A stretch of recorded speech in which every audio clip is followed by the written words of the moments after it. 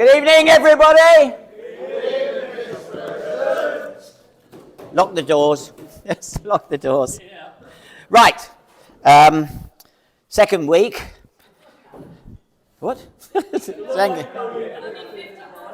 Only 50 more to go. Right, first of all, there are some results which I need to go through. South East Schools Inter-County Cross-Country Championship took place at the weekend, and we had a first place in the Boys Year 8 race with Joseph Scaines, and in the Year 7 race, James Shaw came 7th, and in the Girls Year 8 race, Isabel Pauling was 3rd, so that was good. The Kent Indoor Champs I mentioned last week, and as I said, we had about 50 runners in it, and we had 25 winners, and they are all, I think they're probably all available now in the press release on the website. We had 5 winners in the sprints, 6 in the middle distance, 3 in the hurdles. In the field events, we won 2 of the high jump events, 1 of the long jump, 2 triple jumps, 3 pole vault, and 2 in the shot. So that was it was an exceptionally good performance.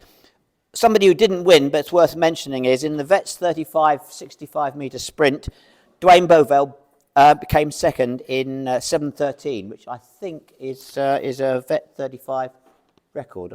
I'm not sure. It is a new club record. Yeah. There was one other club record broken over the weekend, but this time in America, where Yasmin Ostrich did the 3,000 metre steeplechase in 10 minutes 35.12 seconds. That was good. Okay. So that's it for track and field. Just I think a number of people know we're all off to Jersey for a match against Jersey and Guernsey this weekend. So more on that next week. What I thought I'd do this week is I thought I'd do a park run special week, because we don't often talk about park run. But how many people here did park run last Saturday? Yeah. That's right. All volunteering, yeah, that's right. Yeah, no, very good. I mean, I had a look at the statistics. There were 51 club members at last Saturday's park run, taking at 19 different venues, so sort of quite spread out. We had 3 first place. Mika Evans won at Bromley, and Katie Murray was first lady at Bromley. And we had Alessio Tutt, who was first at Orpington. We had 4 second place. Steve Huff at Lullingston in just over 20 minutes, which is a tough course, Lullingston, so that was pretty reasonable. Ozzy Adams was second at Swanley, and Zoe Fasakali was second at a place called Homewood, which is out West London way somewhere. I will mention we had a few thirds. There was a third, Arthur Starvis at South Norwood, did 18:03. Now he is under 17, and he was the guy who won he was first in the 1500 metre indoor champs. So he's obviously a promising little runner. And at Bromley, Thomas Sugden finished in 16:44, and he's an under 17-year-old as well. So that was a good performance.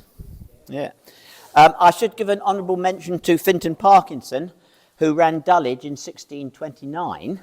Now Dulwich is a fast park run; it's flat, but Finton's in the 40 to 44 age group, and his age grading was over 84%, which I think was probably the top by any Harrier this weekend. And finally, on the park run, I'd like to mention two guys who just broke 30 minutes, John Isaacs and Ian Kaiser, both of whom are over 80 years old. So that's well done, both of them. That's a fantastic performance. Sorry? He ran. I'm waiting for it. And I finished. 10 minutes ago, I knew I would enjoy this, but I knew you would enjoy it all more. Looking ahead, future events. The Paris Handicap starts in April. I think it's the 21st, the first one. It's going to be third Wednesday, I think. Unless was it the 21st? Can you remember, Dennis? Yeah. Now, it's going to be the usual course, but they're going to move the start-finish so that it's closer to here than the old clubhouse. And there will be a burger and chip special afterwards, so not quite barbecue weather yet, but I would encourage you to come to that. Mentioned last week the Ted Pepper at Norman Park on May the 2nd. Get your entries in for that.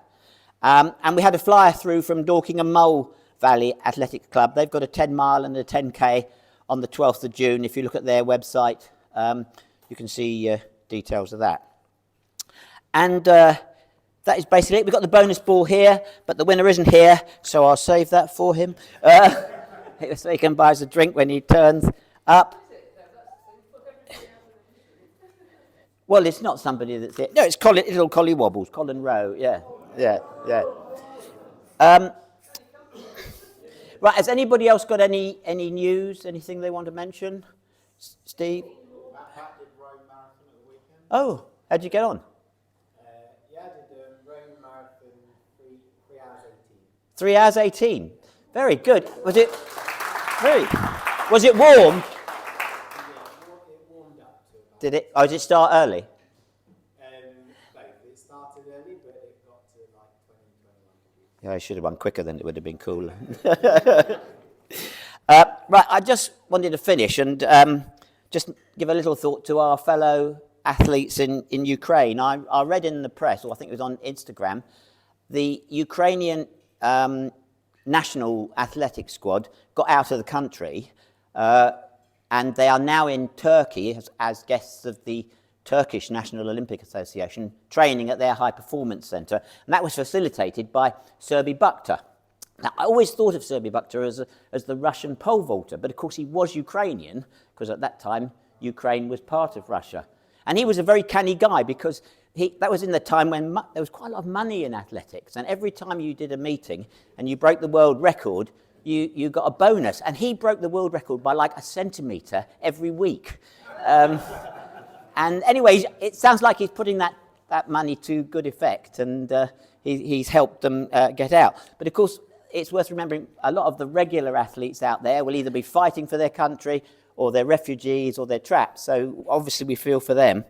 And I don't know how many of you are aware, a lot of you may have contributed, but just over a week ago there was a collection of various supplies which was left at the track, and that was collected, and I understand the lorry left to go to the refugees, the Ukrainian refugees, I think in Poland, at the end of last week. So I'd like to thank all the members who donated to that. I think it was on the social media. I'd like to thank the Norman Park track management staff who looked after it, and I'd like to especially thank Ian Furler, who was responsible for, first of all, suggesting it and then organising it. So that was a good thought, and we shouldn't forget them.